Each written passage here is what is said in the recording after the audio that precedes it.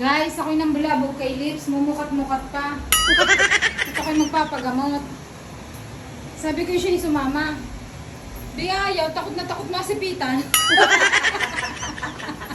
Hindi namang nalaglag lang ako sa truck. Baka sabihin ako may isape. Eh, isasabihin dun sa iyo kay may karga.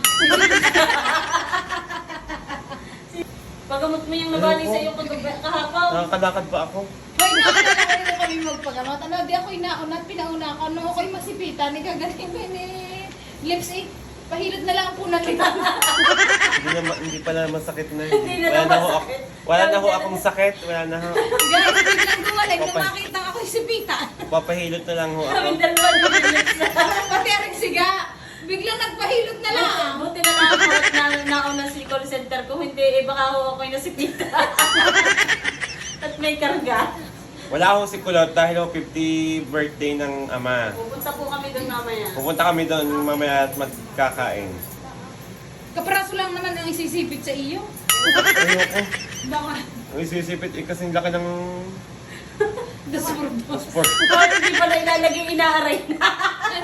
Hindi pala ilalagay ang ano, yung posporo. Ay, inaaray na si Lips. Hindi yung busporo eh. Ano? Kakwate. Kapraso lang naman yun. Sabi nga ni Tiyo, tanang sasamahan kita. Tiyo, ayoko dun sa naninipit ha. Doon nga daw sila. Doon